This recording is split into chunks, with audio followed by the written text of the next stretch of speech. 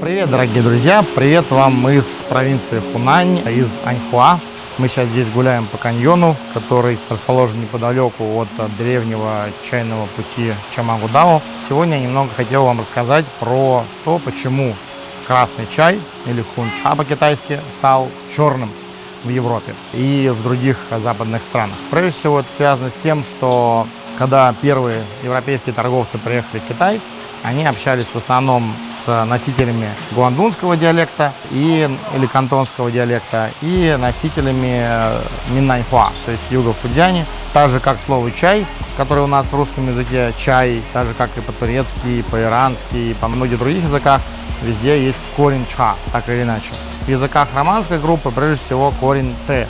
Почему? Потому что на кантонском диалекте, на миннаньхуа тоже чай будет «т», в разных вариациях там локальных произношений, потому что каждый диалект имеет еще другие группы диалектов.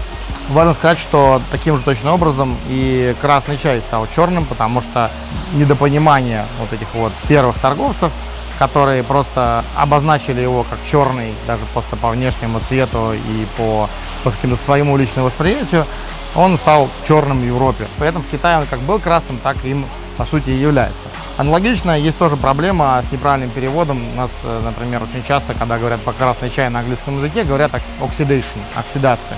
И на самом деле оксидация — это окисление. Это неправильный перевод, ферментация, понятие ферментации, потому что с красным чаем, так же как и с большинством сортов чая, в той или иной степени, в разных пропорциях, по разной технологии, но происходит вещь, которая называется фазяо, то есть ферментация, фазяо. Вот. Даже и шупер происходит ферментация, и хэйча происходит ферментация, и красный чай, и некоторые другие сорта тоже, ну и луны, конечно же. Называть это все оксидацией — это абсолютно неправильно технически. Тем не менее, в английском языке принято, когда говорят о ферментации, говорить oxidation. И много таких вот других вот неправильных, скажем так, логизмов, связанных с тем, что было неправильный изначально перевод, либо из-за диалекта, либо из-за недопонимания, и мы получили такой неправильный английский чайный язык, именно с точки зрения оригинального происхождения термина и его оригинального смысла. Аналогично сейчас происходит история с хэйча. Мы находимся в Хунане, и я как раз вспомнил про эту историю, потому что хэйча аналогично тоже переводится многими китайскими компаниями как dark tea, для того, чтобы не путать с черным чаем, потому что черный чай — это в английском black tea, вот то, что мы знаем красным чаем, да. Хэйча, чтобы не путалось с этим самым черным чаем, чтобы говорить, что это вот тот самый черный чай, они называют его dark tea на английском. В принципе, этот термин можно так перевести, но хэй по-китайски — это черный, это не темный.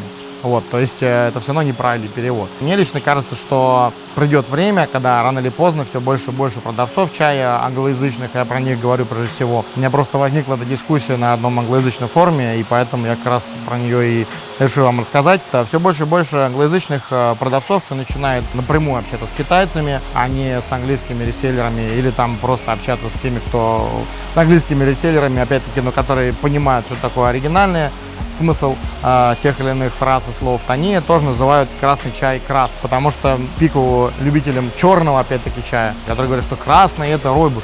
Надо сказать, что ройбуш — это не красный чай, это травяной напиток из Африки, и он никакого отношения к чаю как напитку в принципе не имеет. Так же, как там мы же не будем иван-чай тоже говорить, что это чай. Иван-чай — это трава, аналогично, как и любой другой травяной чай, просто есть такое у него название, приставка, сложилось исторически так. Но это ни в коем случае не значит, что нужно его относить к камелии. Вот, поэтому есть такая вот игра терминов. Мне кажется, что правильнее все-таки, если писать именно по-английски, называть по-английски этот термин, говорить, я принял такую формулировку, как red tea, в скобочках пишу black tea, для тех, кто не понимает. Но так или иначе, для русских огромная польза и огромное вообще такое преимущество, то, что у нас чайная культура сейчас формируется, скажем так, автономно от чайного рынка, вот этого старого чайного рынка, где черный чай — это черный чай. У нас уже сложилась традиция все называть правильно.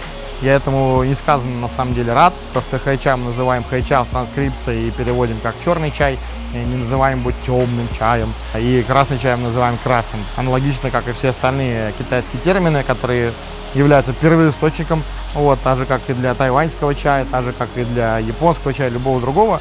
Так или иначе, вся чайная культура пришла из Китая, где бы она сейчас не развивалась дальше. И поэтому правильно китайские термины переводить правильным путем, а не путем, который когда-то там кто-то привык.